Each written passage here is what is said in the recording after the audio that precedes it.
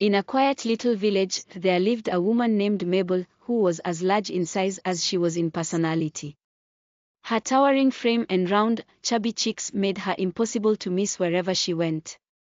Mabel was a force of nature. Her laugh could echo through the streets, and her presence could fill a room, both literally and figuratively. Mabel had one passion: singing. However, her voice was as off-key as it was loud. But that didn't stop her.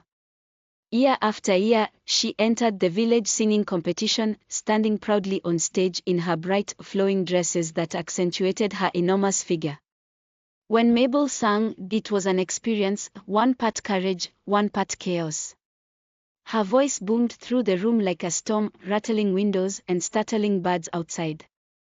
Villagers whispered, "She's persistent, if nothing else," while some secretly admired her confidence. One day, the competition rolled around again. Mabel entered as usual, though some villagers gave her sympathetic smiles, clearly not expecting much. But this time, something was different.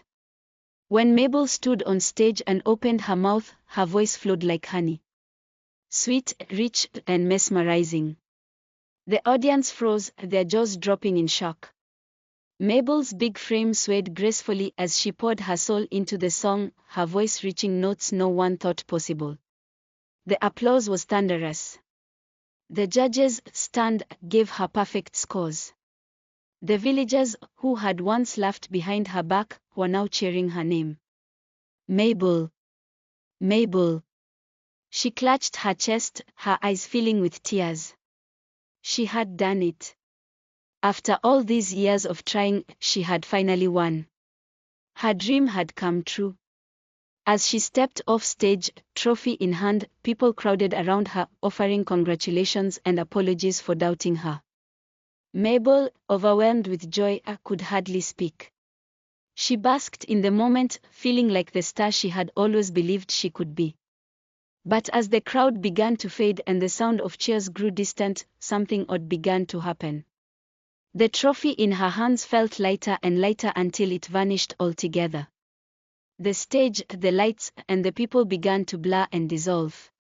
Mabel's eyes fluttered open, and she found herself lying in bed, her enormous frame barely fitting the mattress.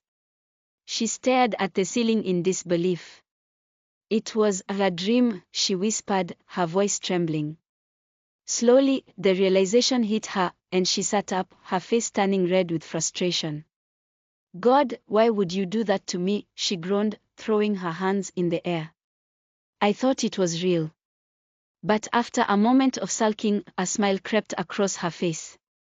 "Well," she said, "if I can sing like that in a dream, maybe I'm not so far off after all." With that, Mabel rose, her spirit as unshakable as her determination, ready to face another day. Because no matter what, she was never giving up on her dream, awake or asleep.